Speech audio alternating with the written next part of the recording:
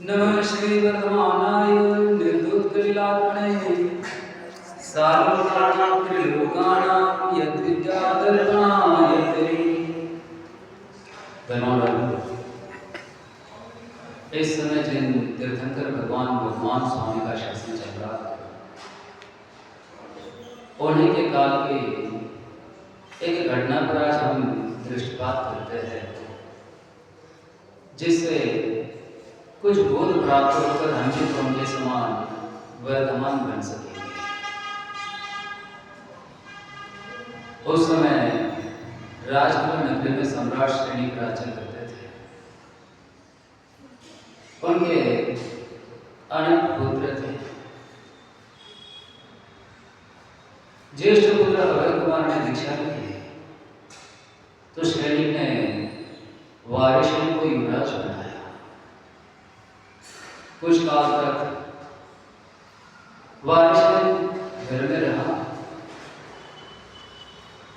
किसी समय उसको भी वैराग्य हुआ। आप प्रवचन सुनिए या जाप कीजिए।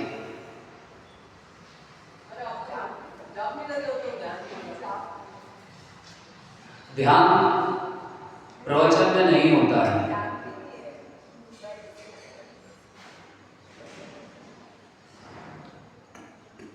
प्रवचन के समय केवल प्रवचन सुना करो, नहीं तो हमारा समय मत लिया।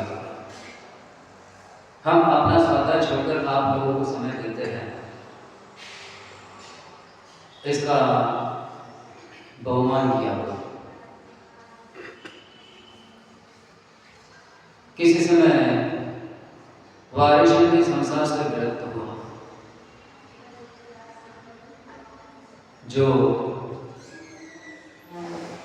संसार से मुक्त होने के लिए संसार से विरक्त होते हैं, शब्द बड़े ध्यान से सुनना।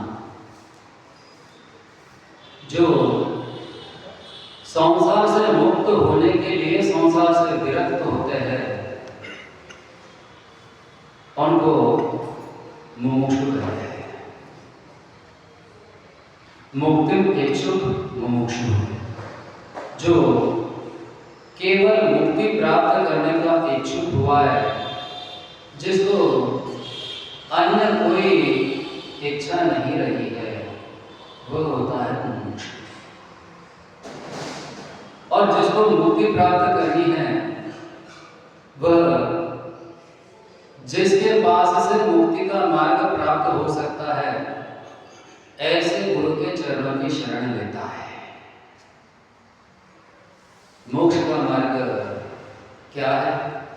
सम्यक दर्शन ज्ञान चारित्राणी मोक्ष मार्ग। आपने सामने मोक्ष शास्त्र रखा है। उसके मंगलाचरण में आचार्य उमा स्वामी ने यह बात कही। पहला सूत्र यही कहा है, सम्यक दर्शन ज्ञान चारित्राणी मोक्ष मार्ग। सम्यक दर्शन, सम्यक ज्ञान और सम्यक चारित्र, ये तीनों मिलकर मोक्ष का मार्ग बनता है।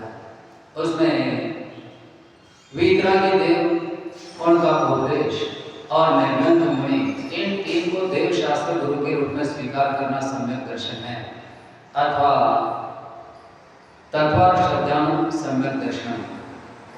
जीव अजीव आसुर बंधन संवर निर्जरा और मोक्ष, सात तत्वों का श्रद्धान करना सम्यक दर्शन है। मति श्रुतावधि मनपरय केवलानि ज्ञानम, ये सूत्र कहता है कि मति ज्ञान, श्रुत ज्ञान, अवधि ज्ञान, मनपरय ज्ञान और केवल ज्ञान, ये पांच सम्यक ज्ञान है। सामान्य रूप से हम ज्ञान शब्द से श्रुत ज्ञान को लेते हैं, और मोक्ष के साक्षात प्राप्ति की अपेक्षा केवल ज्ञान सम्यक ज्ञान है। यहाँ पर हम दोनों बातों का संग्रह कर लेते हैं। चारित्र के विषय में कहते हैं, सामायिक छेदोपस्थापना परिहार विशुद्धि सूक्ष्म साम्राज्य यथाख्यात मिति चारित्र। सामायिक छेदोपस्थापना परिहार विशुद्धि सूक्ष्म साम्राज्य और यथाख्यात, ये पांच प्रकार का सम्यक चारित्र है। यद्यपि ये पांचों चारित्र एक साथ प्राप्त नहीं होते हैं, क्रम से होते हैं। सामायिक और छेदक साधना कथनचित एकार्थक है, उनका एक में समावेश हो सकता है। परिहार विशुद्धि चारित्र सबको प्राप्त नहीं होता है और वह गौण कर देते हैं, लेकिन सामायिक छेदों स्थापना सूक्ष्म साम्राज्य और यथाख्यात ये चारित्र नियम से प्राप्त करने ही होते हैं। इनके बिना मोक्ष की प्राप्ति कदापि नहीं होती है। केवल ज्ञान की प्राप्ति के लिए चारित्र प्राप्ति का यही क्रम है। पहले सामायिक अथवा छेदों स्थापना, उसके बाद सूक्ष्म साम्राज्य और अंत में यथाख्यात चारित्र प्राप्त होता है, तब केवल ज्ञान की प्राप्ति होती है और वह जीव अरहंत पद को प्राप्त होकर यथावसर संसार से मुक्त होता है। इस प्रकार के सम्यक दर्शन, सम्यक ज्ञान और सम्यक चारित्र ये तीनों मिलकर मोक्ष का मार्ग है। ध्यान रखना, ये सामायिक छेदों स्थापना, परिहार विशुद्धि, सूक्ष्म साम्राज्य और यथाख्यात, इन पांच को छोड़कर अन्य कोई सम्यक चारित्र नहीं है। अतः जिनने इनमें से किसी एक भी चारित्र को प्राप्त किया है, वे ही वास्तव में सम्यक चारित्र के धारक है और वे ही रत्नत्रय के धारक है। इन सामायिक छेदों स्थापना के चारित्र के बिना किसी को सम्यक चारित्र नहीं होता है। इसलिए सम्यक दर्शन, ज्ञान, चारित्र मोक्ष मार्ग, यह सूत्र कहता है कि जिनने यह चारित्र अंगीकार किया है वे ही मोक्ष मार्गी है और वे ही मोक्षाभिलाषी मनुष्यों के गुरु है। अर्थात मनुष्य के गुरु कम से कम सामायिक अथवा छेदों स्थापना चारित्र के धारक होते हैं। यदि यह चारित्र नहीं है तो वे मुमुक्षु के गुरु नहीं होते हैं। यहां तक कि किसी ने देश चारित्र भी ग्रहण किया है। पहली प्रतिमा से देश चारित्र प्रारंभ होता है। संयम की पहली किरण पहली प्रतिमा के साथ उदित होती है, उससे पहले उसका सर्वथा अभाव होता है। फिर जैसे जैसे आगे की प्रतिमा ग्रहण की जाती है, वैसे वैसे देश चारित्र की विशुद्धि बढ़ती जाती है, संयम के अंश बढ़ते जाते हैं। 11वीं प्रतिमा में उसकी उत्कृष्टता होती है। 11वीं प्रतिमा के क्षुल्लक और ऐलक के दो भेद है, अर्थात देश चारित्र की उत्कृष्टता वहां है। लेकिन जिसने यह उत्कृष्ट देश चारित्र भी प्राप्त किया है, वे क्षुल्लक ऐलक भी श्रावक की ही श्रेणी में आते हैं, गुरु की श्रेणी में नहीं आते हैं। इसीलिए उनका वर्णन श्रावकाचार में किया है, मूलाचार में नहीं।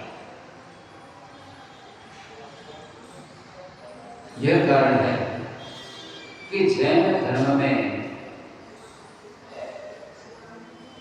उनको गुरु के रूप में नहीं, उत्कृष्ट श्रावक के रूप में ही आदरणीय माना है। और गुरु महाव्रत ग्रहण करने पर अर्थात सामायिक या छेदों स्थापना चारित्र प्राप्त करने पर ही कहा गया है। उससे पहले यदि किसी को गुरु माना जाता है तो समझ लेना चाहिए कि वह मनुष्य सम्यक दृष्टि नहीं है, मिथ्या दृष्टि है। चाहे वो मोक्ष की इच्छा कर रहा हो, लेकिन सम्यक दर्शन के बिना मोक्ष प्राप्ति की इच्छा करना वृक्ष के बिना फल प्राप्त करने की इच्छा के समान निरर्थक है। इसलिए जिसको भी मुक्ति की इच्छा है उसको सबसे पहले गुरु कौन, इसका विचार करना चाहिए। व्यवहार में अनेक गुरु कहे जाते हैं। जैसे बालक के लिए माता पिता पहले गुरु होते हैं। जब उसे विद्यालय में भेजा जाता है तो वहाँ जो अध्यापक पढ़ाते हैं उनको भी गुरु कहा जाता है। ट्यूशन क्लासेस कोर्सेस आदि करते हैं तो वहाँ पढ़ाने वालों को भी गुरु कहा जाता है। व्यवहार में अन्य भी जिससे भी जो कुछ भी सीखा जाता है, जैसे कोई कुश्ती लड़ना सीखता है, किसी पहलवान के पास जाकर कुश्ती सीखता है तो उस पहलवान को गुरु कहता है। इस प्रकार संसार में अनेक गुरु कहे जाते हैं। जिसने एक अक्षर भी पढ़ाया है उसको गुरु कहते हैं।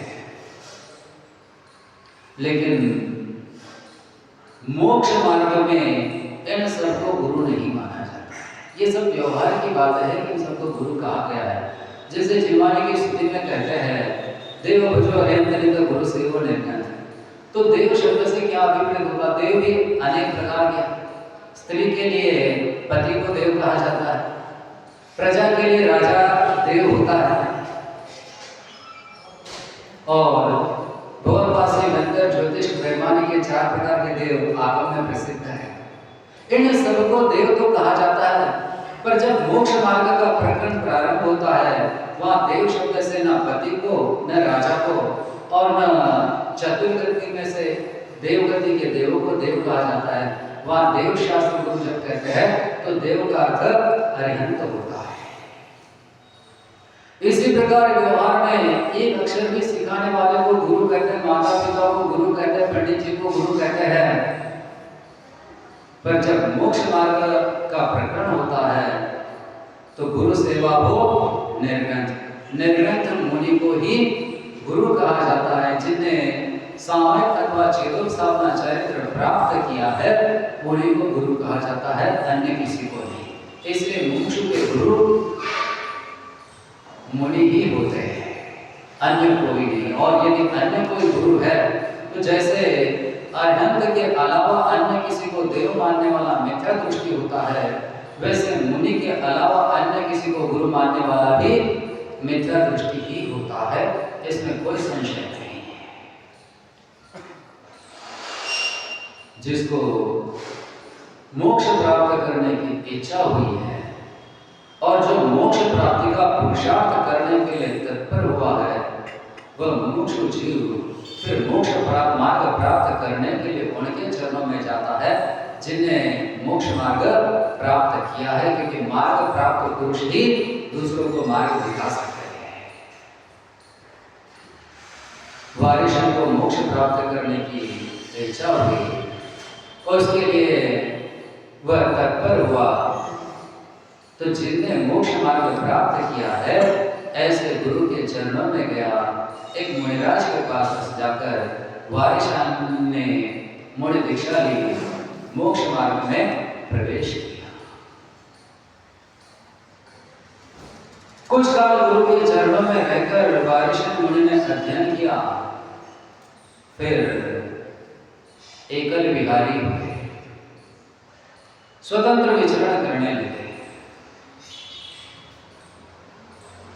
किसी समय एक गांव में पहुंचे। उस गांव में आहारचर्या के लिए गए। संयोग से जहां विधि मिली वह घर उनके पूर्वाश्रम के मित्र का था, लेकिन यह मत सोचना कि मित्र का घर था इसलिए वे वहां आहार के लिए गए। विधि मिली तो वहां खड़े रहे। मुनि को कोई पक्षपात नहीं होता, परिचित अपरिचित का नहीं, धनवान धनहीन का नहीं। विधि मिली खड़े रहे। उस श्रावक का नाम पुष्पराम था। अभी अभी उसका विवाह हुआ था। पति पत्नी ने हर्षपूर्वक आए हुए मुनि का बड़गान करके आहारदान किया। यह पद्धति है कि अपने घर पर मुनि का आहार होने के बाद उनका कमंडलू लेकर कुछ दूरी तक जाते हैं, फिर लौट कर आते हैं। पुष्पडाल वारिशान मुनिराज का कमंडलू लेकर उनके पीछे पीछे चलने लगा। सोचा थोड़ी दूर तक जाऊंगा, फिर मुनिराज अपना कमंडलू मांगेंगे, मैं उनको कमंडलू दूंगा और लौट कर आ जाऊंगा। पर मुनिराज ने कमंडलू मांगा, वे चलते रहे, बहुत दूर गए। तो पुष्पलाल ने सोचा शायद महाराज को भान नहीं रहा कि मेरे पीछे कोई श्रावक भी चल रहा है, इसलिए स्मृति दिलाने के लिए आसपास के दृश्य की ओर करने का प्रयत्न किया। बता रहा था कि महाराज बागों में हम जहाँ खेलते थे वो यही स्थान है, हम इसी बगीचे में खेलते थे, इस पेड़ पर से कूद देते थे। पर वारिशन मुनि बुद्धिपूर्वक सब अनदेखा करके चलते रहे। ऐसा करते करते नगर के बाहर तपोवन में पहुंचे। वहां पुष्पराज को बिठाकर महाराज ने उसे उपदेश दिया। वे उसका भी हित करना चाहते थे। मनुष्य का हित क्या है? मोक्ष की प्राप्ति ही मनुष्य का सबसे बड़ा हित है। और मनुष्य का सबसे बड़ा हितकारी मित्र कौन है? जिसके हाथ में हाथ लेकर चले वो मित्र नहीं है। जो मनुष्य के हित का मार्ग दिखाए वह उसका वास्तविक मित्र है। इसलिए मोक्ष मार्ग का उपदेश देने वाले मुनि ही मनुष्य के वास्तविक मित्र है। वारिशी मुनि पुष्पराज का हित करना चाहते थे, इसलिए उसे मोक्ष मार्ग का उपदेश दिया।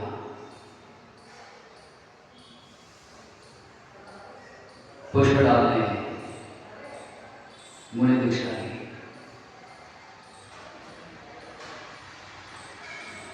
मुनि दीक्षा तो ली, पर मुनि दीक्षा पूर्व के सब संबंधों को, सुख सुविधाओं को भूलकर तब मार्ग में लीन होने का नाम है। पुष्पराज अपनी स्त्री को नहीं भूल पाया। उसका चित्त सदा अपनी स्त्री की स्मृति में ही लगा रहा। बाहर से वो व्रतों का पालन कर रहा है, मुनि चर्या का निर्माण कर रहा है, पर केवल बाहर से कर रहा है। अंतरंग में तो स्त्री का राग उसको निरंतर उद्वेलित कर रहा है। इसीलिए जब तक संसार की अभिलाषाओं से पूर्णता विरक्ति न हो तब तक मुनि दीक्षा नहीं लेनी चाहिए। क्योंकि इस प्रकार यदि अंतरंग संसार की आकांक्षा से झुलसता है तो उसे निरंतर आत्मध्यान और तीव्र कर्मों का बंधन होता है। जब संसार की सब अभिलाषाओं से निवृत्त हो तभी दीक्षा लेना। जो भी दीक्षा लेना चाहता है अच्छे से सुन ले, मुनि दीक्षा ही संसार से मुक्त होने का एकमात्र उपाय है और इसी से परम कल्याण होता है। इसलिए दीक्षा ही सर्वोत्तम मार्ग है। लेकिन दीक्षा लेने के लिए संसार की और जन कल्याण की अभिलाषाओं से निवृत्त होना चाहिए। जिनको भी जगत का कल्याण करने की इच्छा है वे घर में रहकर जगत का जो कुछ भी कल्याण करना चाहे कर ले। अभी सब कुछ कर सकते हो, लोगों के लिए धर्मशाला बना सकते हो, मंदिर बना सकते हो, त्यागी भवन बना सकते हो, स्कूल खोल सकते हो, कॉलेज खोल सकते हो, अस्पताल खोल सकते हो, गौशाला चला सकते हो, वस्त्र निर्मित आदि के उद्योग खोल सकते हो, पर ये सब दीक्षा लेने से पूर्व। दीक्षा लेने के बाद केवल एक ही मार्ग शेष रहना चाहिए, मोक्ष मार्ग। यदि यह मन में अच्छी तरह से बैठ जाए कि मुझे केवल मोक्ष के ही मार्ग में गमन करना है, संसार से मुझे कोई लेना देना नहीं है, मैंने अनादि काल से संसार का कल्याण करने की इच्छा से ही अनंत जन्म मरण किए है, अब मुझे जन्म मरण के चक्र से मुक्त होना है, इसलिए मैं संसार के कल्याण की इच्छा छोड़कर अपने कल्याण की इच्छा करता हूँ, तब मुनि दीक्षा लेता। पर पुष्पराज ने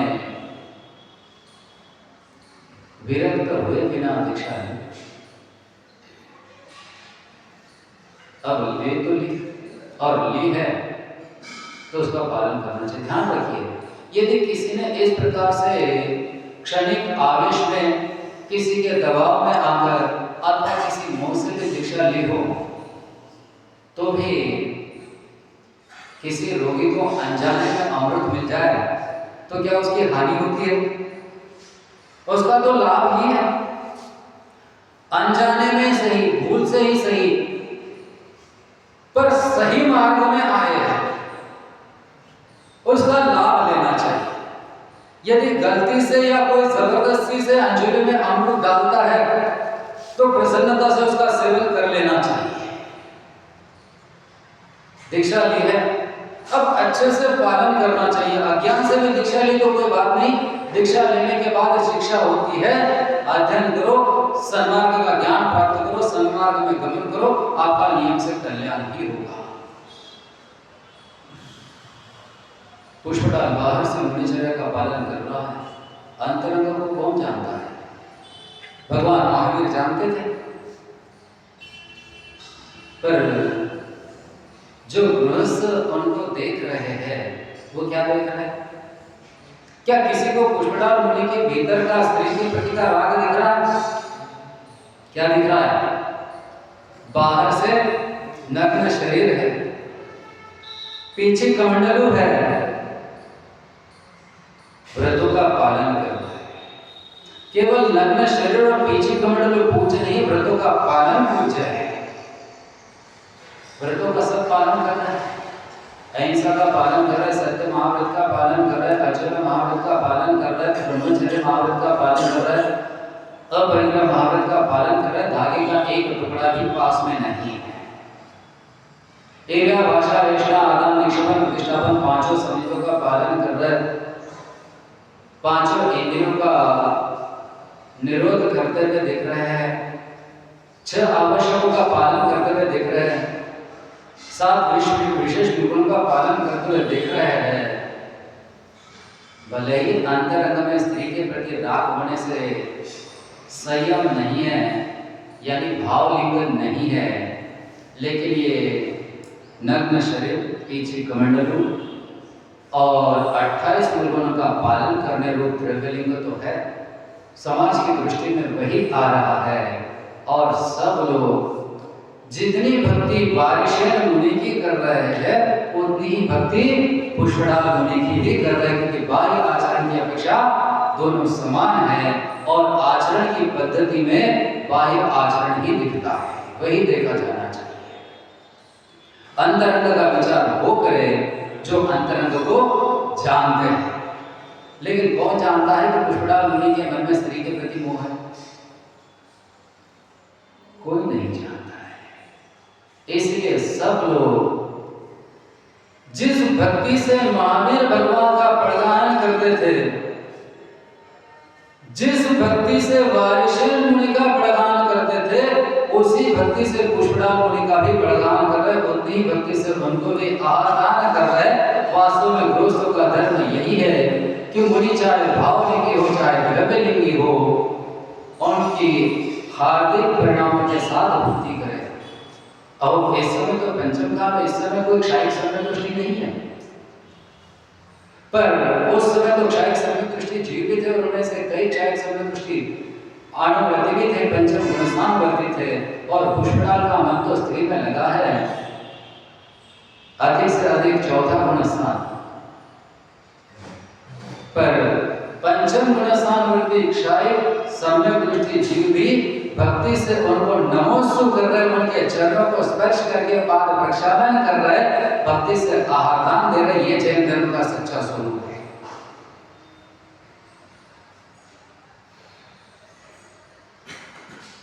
गुणस्थान की ज्येष्ठता कनिष्ठता करणाम योग में होती है, चरणाम योग में अर्थात आचरण की पद्धति में बाह्य व्रतों का पालन प्रधान होता है।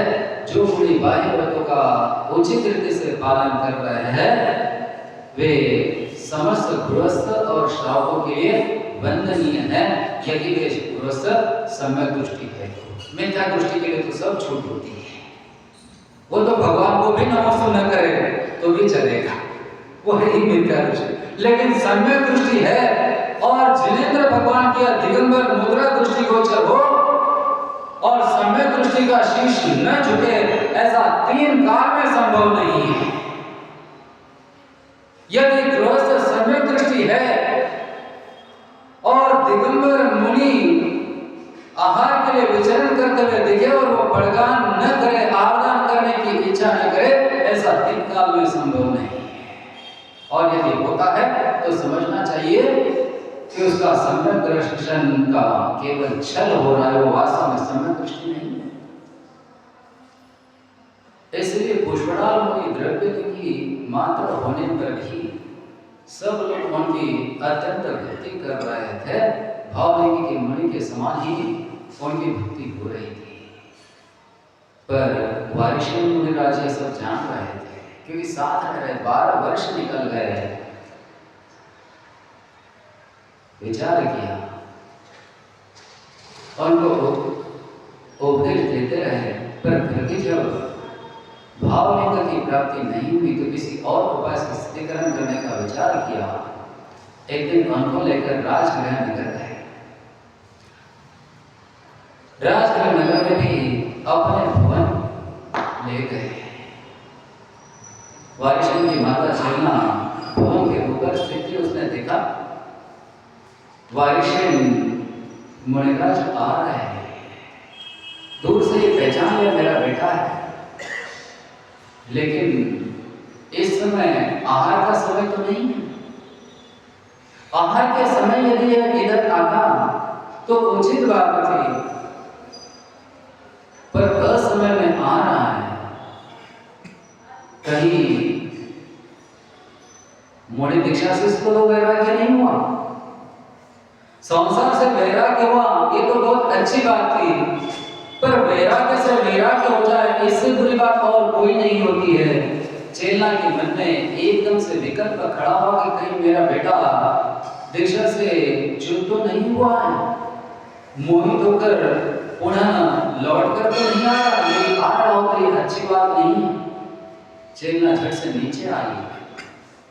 भले मेरा बेटा है, लेकिन इस समय मुनि के रूप में है, तो मुनि के रूप का मुनि के योग्य ही आदर करना चाहिए। चेलना ने आगे जाकर वंदन किया, स्वागत किया और आसन लगाए।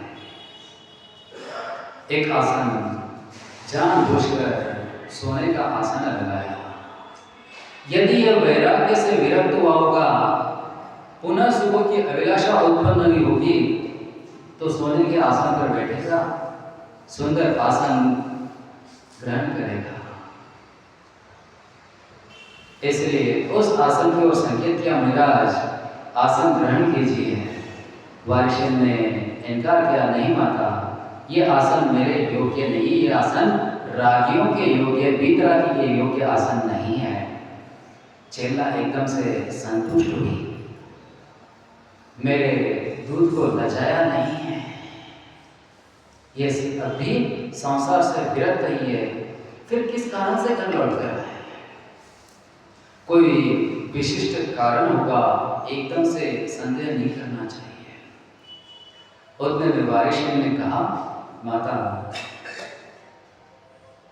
हमारी 32 रानियों को सजा धजा कर लाया जाए।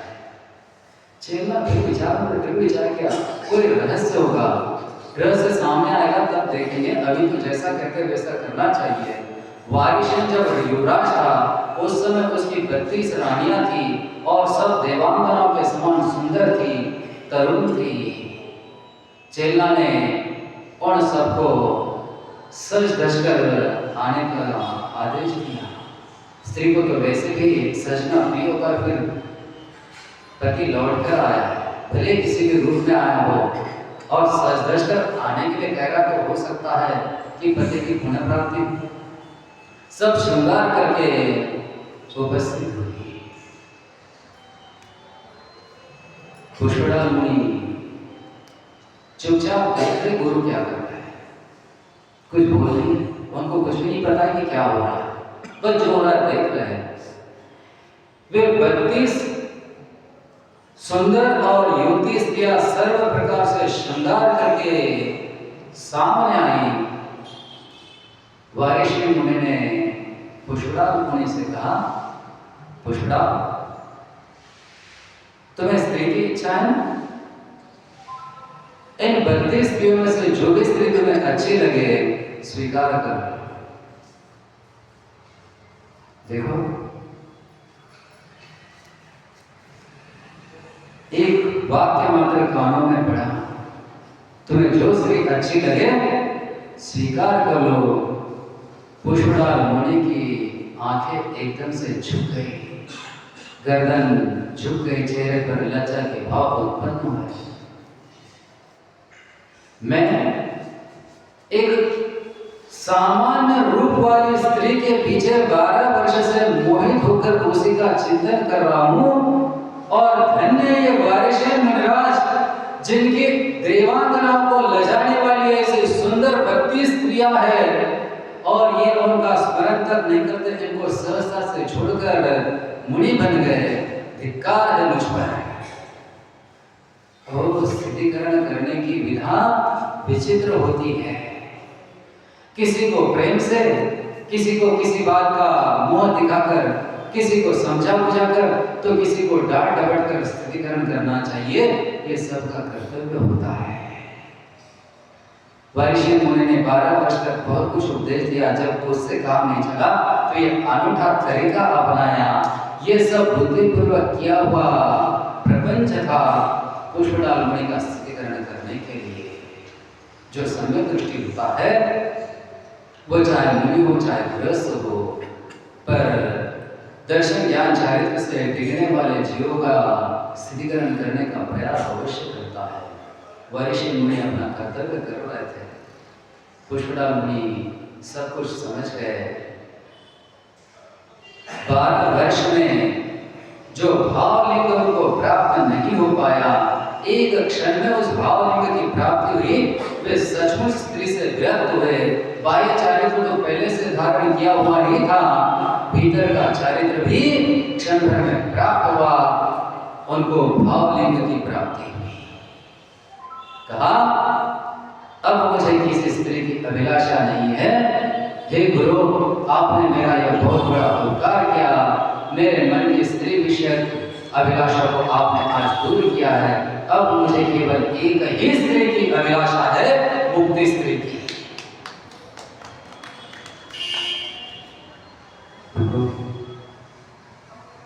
वारिशी मुनि का कार्य पूर्ण हुआ।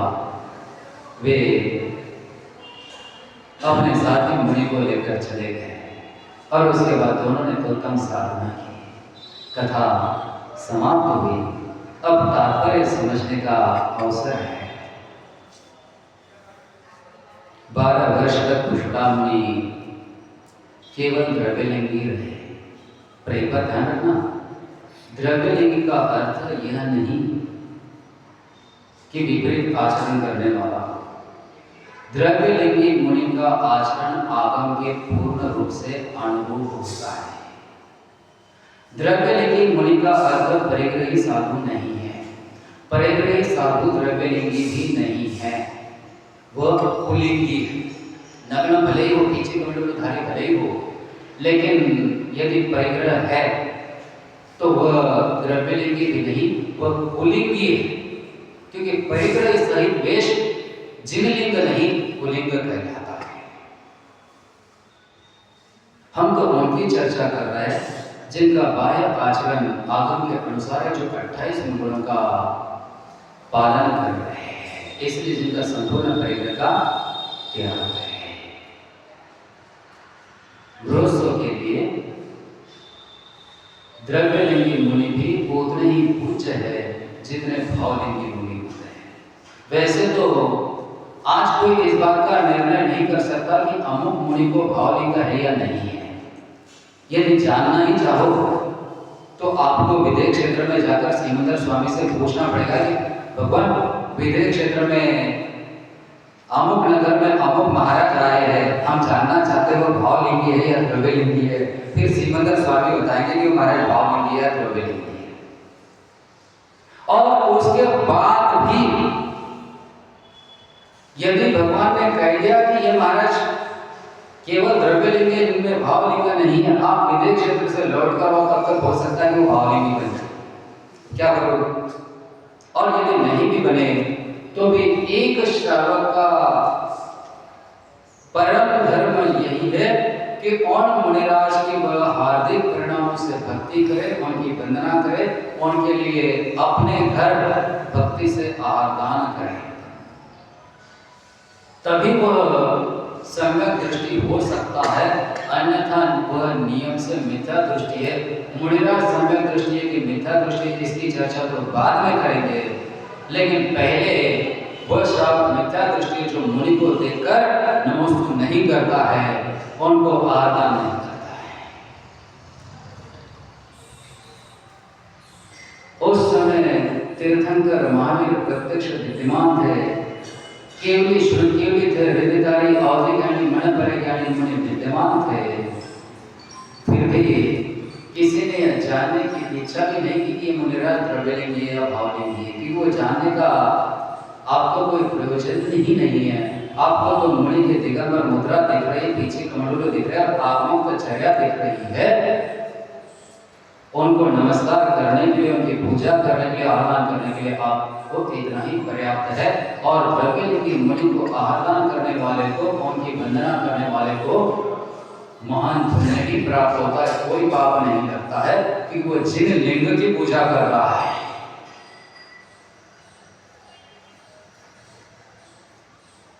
दूसरी बात, इस काल में दोषों की अधिकता हुई है। चतुर्थ काल में भी मुनियों में दोष हुआ करते थे।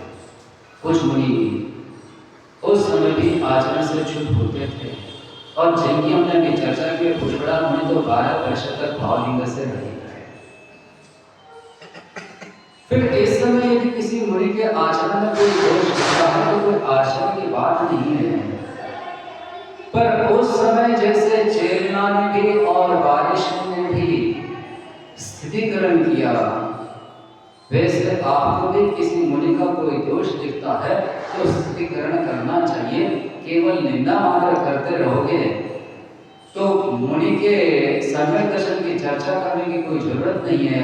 पहले आप सम्यक दर्शन से भ्रष्ट हो, ये सिद्ध हो जाता है। इसलिए पहले तो मुनि का दोष देखने के बाद दोषगुण करना चाहिए, उनके पास जाकर स्थितिकरण करने का प्रयत्न करना चाहिए।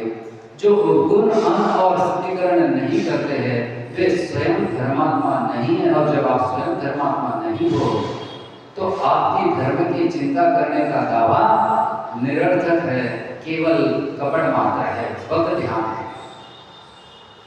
आपको सही में यदि धर्म में आस्था है, आप चतुर्थ काल के भी मुनियों पर श्रद्धा करते हैं, तो आपको वर्तमान के मुनियों को चतुर्थ काल के मुनि के समान चारित्रवान बनाने में अपना योगदान देना चाहिए।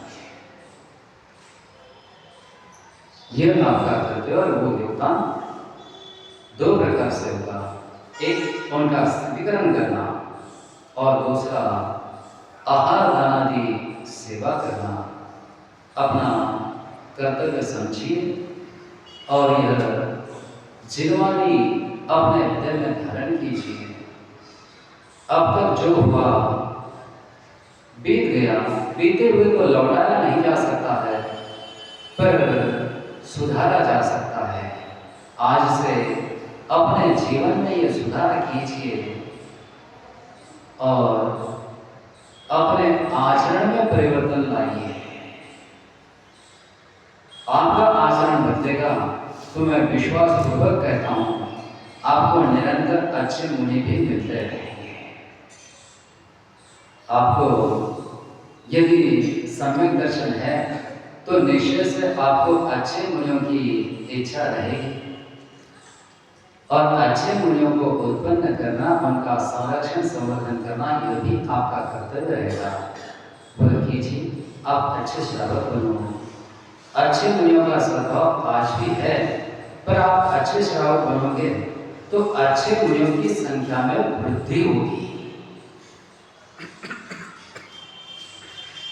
अच्छे श्रावक और अच्छे मुनि दोनों की संख्या वर्धमान होती रहे, ऐसी वर्धमान स्वामी के चरणों में प्रार्थना करते हुए आपका सम्यक दर्शन और आचरण वर्धमान हो, यह आशीर्वाद देकर आज के उपदेश को विराम देते हैं। बोलिए महावीर भगवान की जय।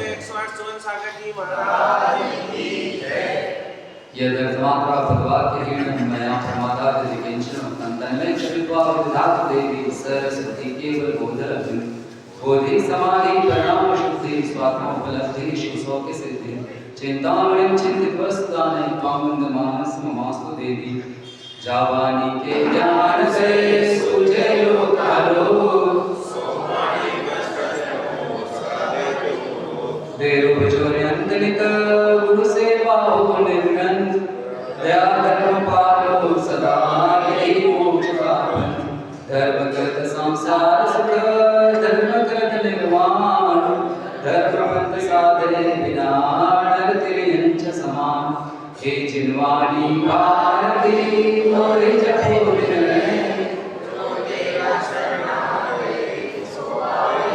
जिनवाणी की स्तुति करे